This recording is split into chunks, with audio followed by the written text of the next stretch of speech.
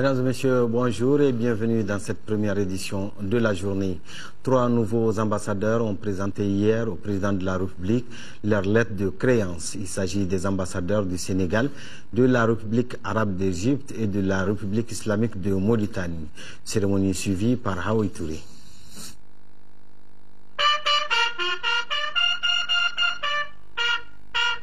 Tapis rouge pour 3 nouveaux ambassadeurs accrédités dans notre pays. Monsieur le Président de la République, j'ai l'honneur de venir vous remettre les lettres par lesquelles Monsieur le Président de la République du Sénégal, Macky Sall, rappelle mon prédécesseur et m'accrédite auprès de vous en qualité d'ambassadeur extraordinaire et plénipotentiaire.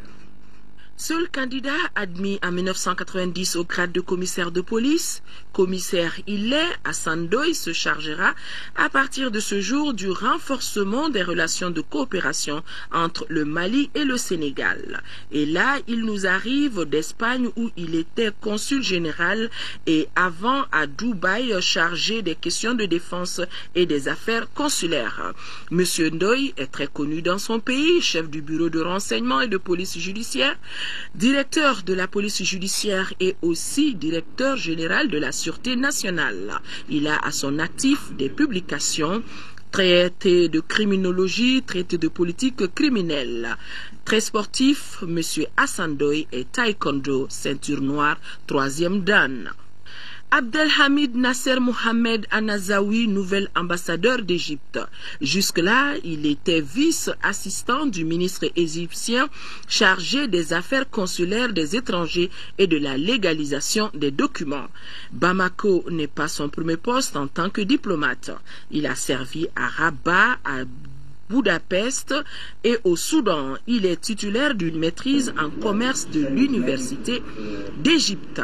Le 3e ambassadeur, Mohamed Lemine Ould Mohamed El Mokhtar Ould Katari, est mauritanien et ancien ministre du Commerce, de l'Artisanat et du Tourisme. Le diplomate s'est dit très fier d'arriver dans notre pays en ce moment très crucial et a pris l'engagement de ne ménager aucun effort pour aider à une sortie de crise. Son pays, la Mauritanie, est et restera à nos côtés. Le vice-président de la Banque Ouest africaine de développement BOAD, notre compatriote Bassari Touré, est à Bamako. Il a été reçu hier matin par le président de la République et le Premier ministre. Au centre des entretiens, la dynamisation des projets de développement que la BOAD finance au Mali et l'aide d'urgence que l'institution financière vient d'apporter au Mali. Elle a en effet débloqué 100 millions de francs CFA pour soutenir l'effort de guerre. Sidiki Dabili. Le vice-président de la Banque Ouest africaine de développement BOAD, notre compatriote Bassari Touré, est à Bamako pour non seulement exprimer l'élan de solidarité, mais aussi rassurer les autorités maliennes du soutien total de son institution. Soutien pour aider notre pays à recouvrir son intégrité et à relancer son processus de développement. Le Mali peut vraiment doublement compter sur mon institution. C'est une institution régionale, c'est une institution du Mali. Nous avons vocation vraiment à renforcer les pays au plus haut point. Nous sommes fermement engagés à appuyer le Mali pour aller de l'avant et retrouver la normalité le plus rapidement possible. La crise politico-sécuritaire a certes ralenti les activités de la BOAD au Mali, mais elle n'a nullement affecté les portefeuilles qui va d'ailleurs s'agrandir. Déjà, notre pays a une cagnotte de 130 milliards de francs CFA non encore décaissés et en plus de l'ambitieux projet de Taoussa, d'autres investissements au Nord Mali sont envisagés. Nous nous engageons à renouveler rapidement la coopération. Nous avons 3 projets dans le nord du pays, le barrage de Taoussa et le projet de Kidal, le projet de développement intégré du Nord. Autant que la situation le permet, on va aller vite. On va restructurer le portefeuille. Nous avons aussi 130 milliards qui ne sont pas décaissés. Et donc nous allons essayer de voir dans quelle mesure nous pouvons rapidement aller par rapport à ça. Sans compter que nous avons planifié 200 milliards pour les 3 années à venir. C'est donc un renouvellement de confiance et un renforcement de l'engagement de la BOAD pour le Mali. Voilà de quoi faire sourire tout ministre de l'économie. Les ministres en charge de l'éducation et de la formation professionnelle ont rencontré hier après-midi les membres du Conseil supérieur de l'éducation. Les 3 ministres ont demandé l'accompagnement du Conseil pour relever les défis du moment en matière d'éducation. Il s'agit entre autres de la reprise des cours dans les régions autrefois occupées par des bandits armés. Dans le but de bâtir l'école sur de bonnes bases, un projet d'urgence dénommé Éducation pour tous a été créé au ministère de l'Éducation, de l'alphabétisation et de la promotion des langues nationales. Ce projet devra permettre la mise en œuvre de la feuille de route du gouvernement en matière d'éducation. Compte rendu Agali Agissa. Aucune entité de la République du Mali n'a échappé à l'effet de l'occupation d'une partie du pays par des terroristes. L'école, le ciment de tout développement, en fait partie. Ainsi, pour résoudre les multiples problèmes que connaît notre école, les ministres en charge de l'éducation et de la formation professionnelle ont sollicité l'aide du Conseil supérieur de l'éducation. Aujourd'hui, plus que jamais, votre implication s'avère nécessaire pour la résolution de nombreuses équations posées à notre école. Pour répondre à ces défis posés par la situation difficile que vit actuellement notre pays en général, et l'école en particulier, le gouvernement s'attelle à la mise en œuvre à travers de multiples mécanismes de sa feuille de route qui vient d'être validée par l'Assemblée nationale. Les départements en charge de l'éducation sont actuellement engagés dans la déclinaison de cette feuille de route en plan d'action en vue d'une mise en œuvre efficace. Et un projet d'urgence éducation pour tous a été mis en place au niveau du ministère en charge de l'éducation pour répondre à la situation d'urgence dans laquelle se trouve notre école. Conscients des maux qui minent le système éducatif malien, les membres du Conseil supérieur de l'éducation ont réitéré leur soutien aux membres du gouvernement.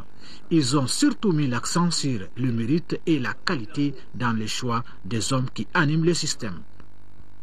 Nous sommes les mieux placés pour savoir ce que vous venez de dire, la destruction de toutes nos infrastructures sanitaires et scolaires.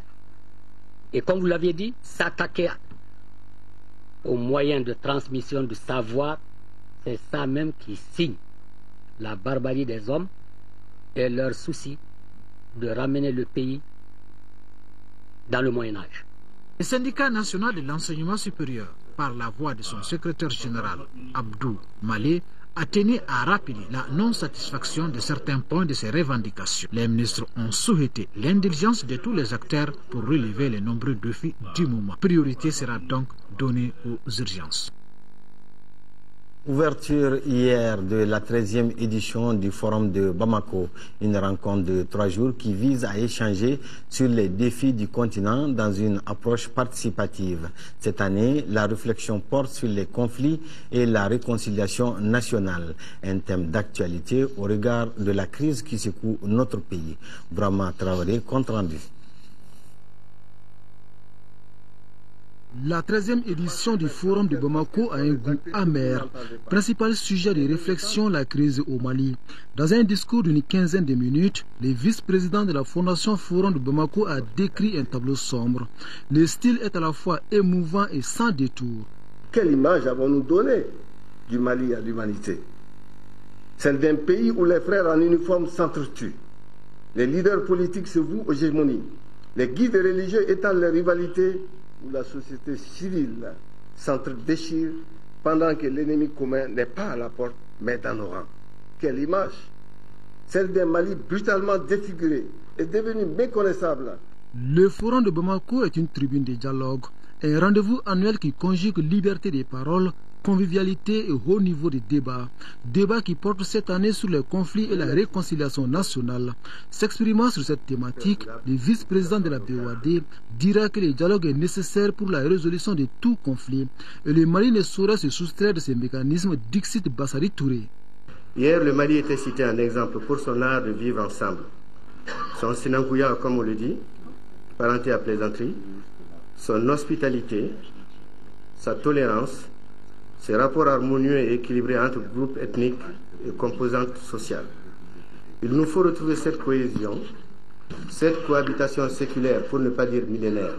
Du côté du gouvernement, on est conscient. La réconciliation nationale est un passage obligé selon le ministre de la fonction publique, Mamadou Namouri Traoré, pour qui les autorités de la transition attendent beaucoup de ces forums. Effectivement, après les aspects militaires, il va falloir se pencher sur des questions comme la réconciliation nationale, le vivre ensemble, le dialogue. Et nous souhaitons que tous les acteurs puissent nous donner leurs expériences, leurs sentiments et leurs conseils pour que, effectivement, nous réussissions la paix après la guerre.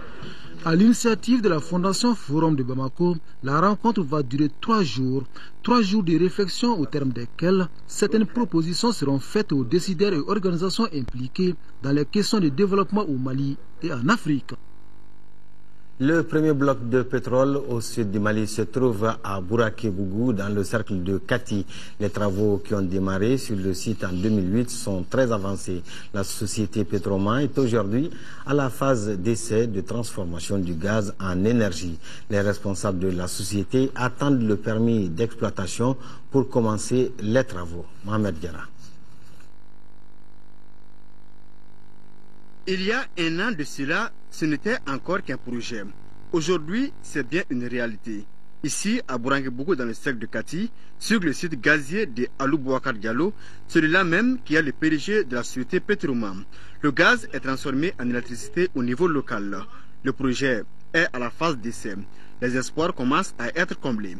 Au-delà de tout cela, ce qui est intéressant, c'est que c'est un gaz qui est produit localement et qui est utilisé localement sans le transporter très loin.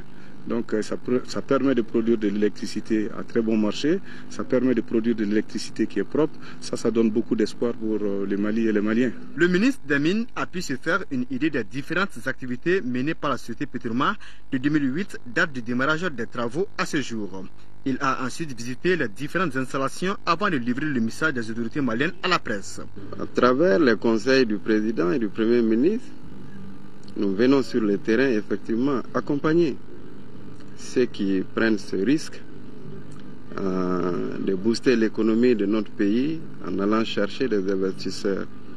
Mais aujourd'hui, avec le retour du Fonds monétaire international, avec le retour de la Banque mondiale, l'Union européenne, alors tous les partenaires multilatéraux et bilatéraux, c'est un grand espoir. Selon les estimations de l'exposant, la société est en mesure de livrer du gaz à 500 000 familles pendant 15 ans. Et cela après la phase test. Mais, avise M. Diallo, tout doit se faire dans les règles de l'art. On a déposé déjà une étude de faisabilité au niveau du ministère des Mines pour obtenir un permis d'exploitation. Dans cette étude de faisabilité, il y a plus d'une dizaine de scénarios. Dans des différents scénarios, il y a un qui permet la production d'électricité, il y a un autre qui permet de produire du gaz domestique au stade du DME pour les foyers et les maisons maliennes. Avec cette industrie, c'est l'espoir qui renaît chez les 2800 âmes du village. Espoir de voir reculer la pauvreté et l'élévation de leur niveau de vie grâce aux retombées de l'exploitation de ces gisements gaziers. Après donc l'or et le gaz, le PDG de Petroman se projette dans le futur avec un optimisme, celui de faire couler le pétrole aussi au Mali. Selon lui, les études sont bien avancées. Le groupe Pivot Droit et Citoyenneté des femmes a tenu une conférence de presse hier matin ici à Bamako. L'objectif de cette rencontre est de vulgariser les recommandations du forum sur la situation des personnes déplacées tenu le 22 décembre dernier. Le groupe Pivot tient également à informer les pouvoirs publics de la situation difficile des femmes déplacées des régions du Nord. Rachel Tessougé. À travers cette conférence de presse, le groupe Pivot Droit et Citoyenneté des femmes veut informer et sensibiliser davantage les pouvoirs publics et les partenaires au développement du Mali sur la situation précaire des personnes déplacées et réfugiées. Le cas le plus préoccupant est celui des femmes et des enfants qui constituent les couches les plus vulnérables. Nous souffrons encore, surtout nous les femmes déplacées. Et les gens nous ont envoyé de nos localités pour nous protéger. Mais Dieu seul sait dans quelles conditions. Il y a des familles qui accueillent jusqu'à 35 familles venant de diverses localités. Dans toutes les familles, presque c'est des femmes et des enfants qui sont envoyés. La cohabitation n'est pas facile. Le groupe Pivot Droit et Citoyenneté s'engage à tout mettre en œuvre pour alléger les souffrances des femmes déplacées des régions du Nord. Les stratégies que nous entendons développer, c'est déjà d'être solidaires. Les leaders des femmes de toutes les associations, pour que l'on fasse ensemble, en commun, les actions qu'on a à diriger pour ces femmes et ces enfants qu'on constitue pour nous un groupe vulnérable. Au cours de cette conférence de presse, il a également été question de l'amélioration de la stratégie de l'État par rapport aux enfants scolarisés déplacés. Aussi, de la réouverture des écoles dans toutes les régions en vue de rattraper les retards scolaires. Situation au nord du pays, retour sur le kamikaze qui s'est fait exploser à Gao. Notre équipe de reportage a pu filmer de près la scène. C'est un homme d'une 50aine d'années, bourré d'explosifs, qui a voulu attaquer les positions de nos militaires. Envoyés spéciaux à Gao, Daouda Sidiki Diarra et Massa Doumbia. La vigilance est de mise. Le checkpoint situé sur la route de Bourem à la sortie de Gao avait été la cible d'un kamikaze islamiste le vendredi dernier. 48 heures après, le même poste a été attaqué par un autre kamikaze. Vers 22h55, nos hommes ont essuyé des tirs des djihadistes en face. Pendant ce temps, le kamikaze a pénétré dans une cour avant de sauter par-dessus le mur pour se diriger vers nos militaires. Avec promptitude, nos hommes ont tiré sur le kamikaze qui est un arabe barbu. Ce dernier a déclenché sa ceinture avant qu'il n'atteigne sa cible. Il s'est fait exploser, il n'y a que sa tête et ses pieds qui sont reconnaissables. Cette bravoure des militaires est à saluer. Côté malien, on déplore un cas de blessés légers. Les forces présentes à Gao intensifient les patrouilles pour rassurer les populations. Le colonel-major Didier Dako a déclaré que les forces présentes ne baisseront pas les bras devant ces actes ignobles des islamistes. Bravo à l'armée et que Dieu bénisse le Mali. C'est la fin de cette édition. Merci de votre aimable attention. Prochain rendez-vous d'info 20h. Bonne suite des programmes de l'ERTN.